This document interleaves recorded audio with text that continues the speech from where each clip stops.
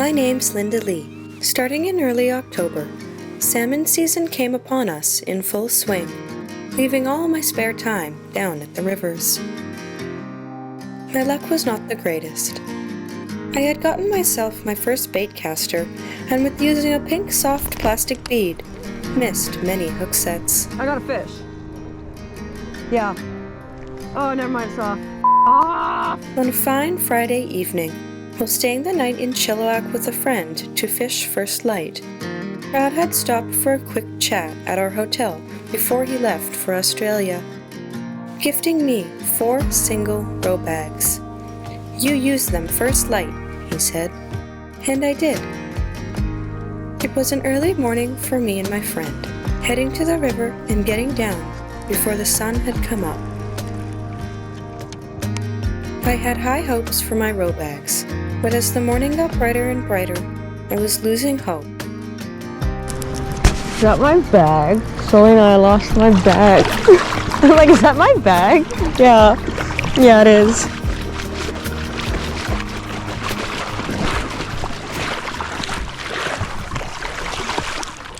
Lesson 1, don't lose bag. The fishing sucked. Not many others had caught any fish. My bait casting skills were still terrible.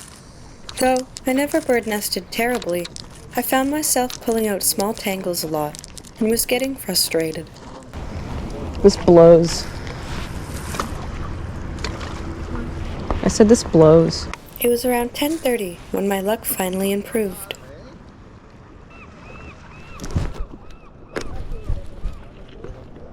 Fish on! Big spring. That's a big spring. I'm bonking this one.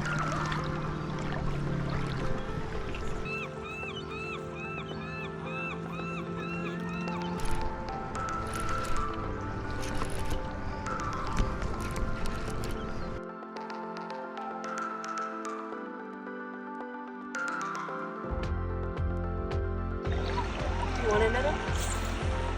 It's okay.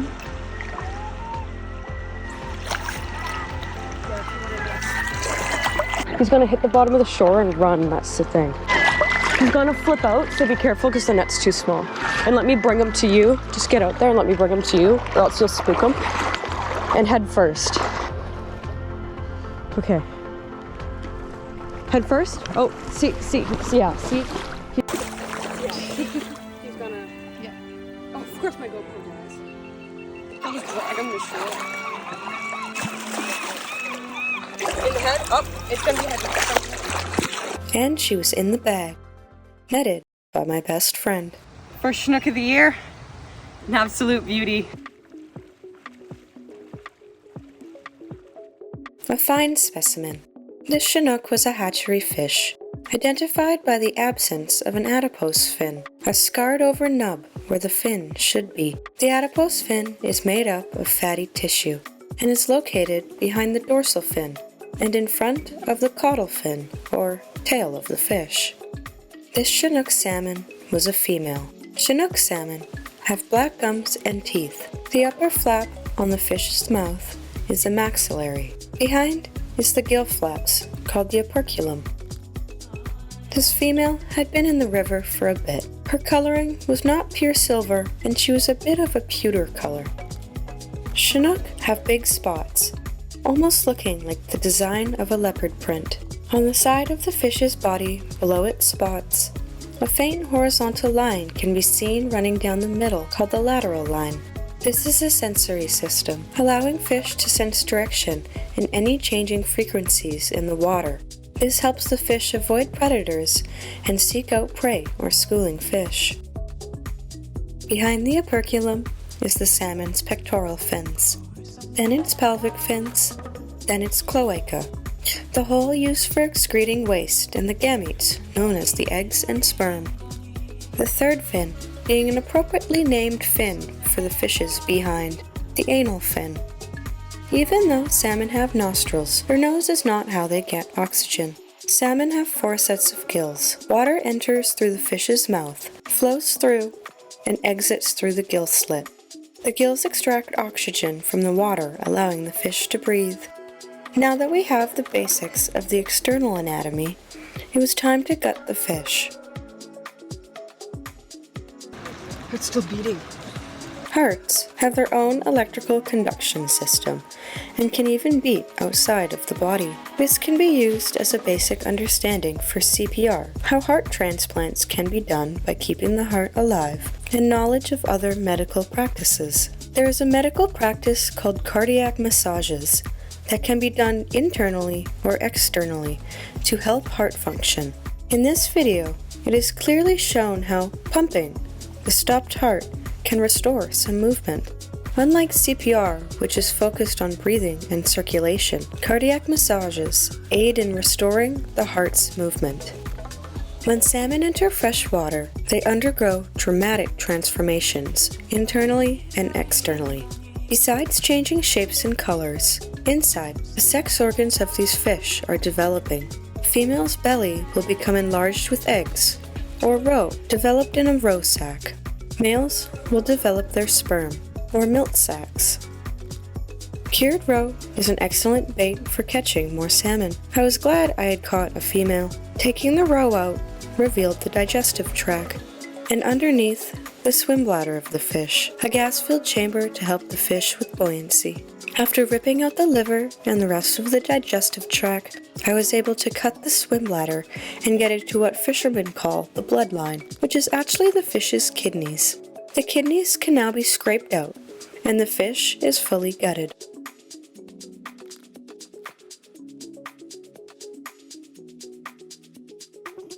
And now for a simple organ review. The fish's heart, the digestive tract, starting from the esophagus, stomach, pyloric ceca, liver, spleen, and ending in the mid-intestine to the distal intestine.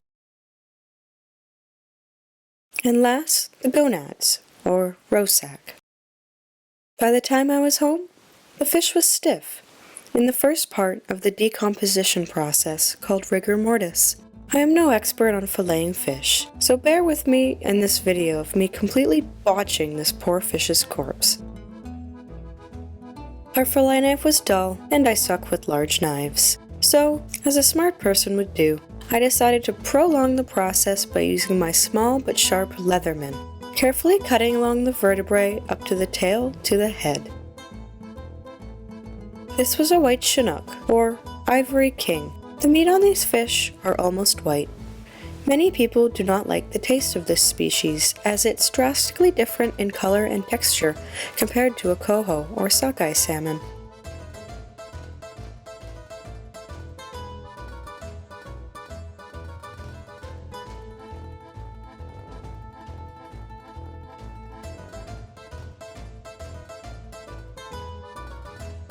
Once my first fillet was off, I wiped my hands on my pants, because I'm a disgusting human being, and I flipped the fish over to harvest the second fillet.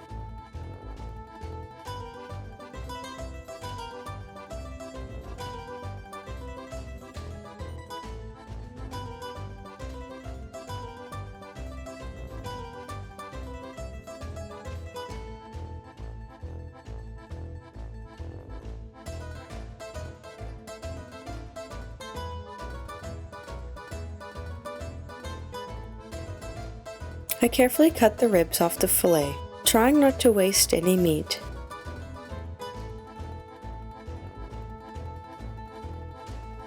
Then, I get to using tweezers to pick out the excess pin bones, a skill I learned while working in a fish processing plant when I was 16.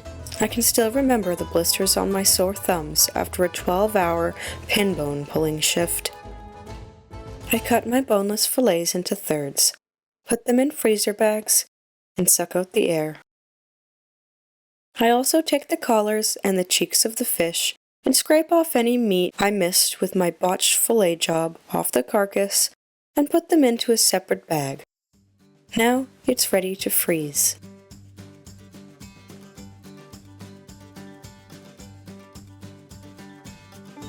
But wait, what did I do with the roe? I never did film myself curing the roe, but it was a very simple process. Cutting the roe skeins into smaller strips, I then just dumped some store-bought roe cure from the store and let them sit in the fridge for a day or two, rolling them around every 8-ish hours. This method of curing roe makes the eggs pretty mushy and not very good at staying on a bait loop. So to help it last longer on my hook, I got some see-through pink mesh and with fishing line, cut small portions of the roe and tied up some roe bags. Sitting on my kitchen floor, of course, I felt like I was making wontons, and the color of the cured roe looked like blackberry pie filling. I actually had to stop myself from taking a bite of the forbidden blackberries. It was my first time curing roe. My mother and stepfather would cure roe with borax and their secret recipe while I was growing up, but I was always so fly fishing biased, I never asked them to teach me. This was my first year actively learning and using my own bait caster with little instruction. I had no clue if I was curing my roe right, or if my bags were any good. But it was time to take them to the test. I headed back to the river with my dad and a friend on a horribly rainy, miserable evening after a long dry stretch. I put my roe bags on the hook, also putting them through the bait loop for an extra secure hold.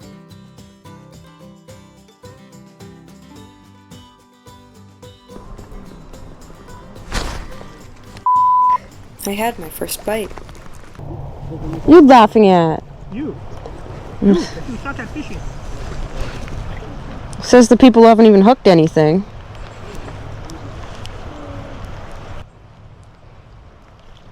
In the meantime, my dad had hooked a coho on the lure. Hey! You want it? You want to? No, you go. Oh, he's off. I'm gonna let you run. Yeah. One more time. Yeah. Oh, me. Sorry.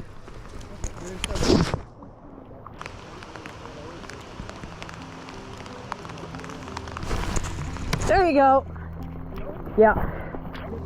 It's coho. It's a coho? Okay. Oh, do you want me to get the net? Yeah, get the net, please. Ryan, can you go grab the net?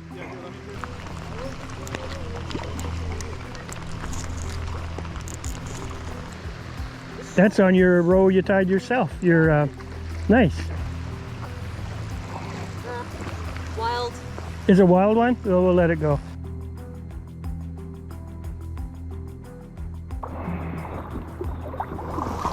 Oh, not quite. That's not a good net job.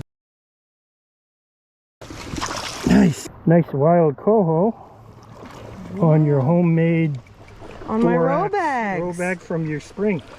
I had caught my first coho on my own roe. So here I've just caught a coho salmon. Now in my area, we are only allowed to keep hatchery coho fish, identified by the lack of adipose. Now this is a wild fish, and as you see, this is not cut off, so I am not allowed to keep this fish. Okay. When evening began to get darker and darker, I did end up hooking into another fish I had on for a bit. It ended up coming off. I bet it was a hatchery fish too. She sucks at fishing. Salmon season had finally come full swing, and even though I had not landed many fish, the smell of fall was in the air. Rain was coming, and fish were constantly rolling. Over the next few weeks, I continued to get out to the river after work and weekends as much as I could. I hope you guys learned something in today's video. Tell me, would you like a more in-depth lesson on the functions of salmon anatomy? Thank you so much for watching, and I will see you guys all soon on my next salmon video.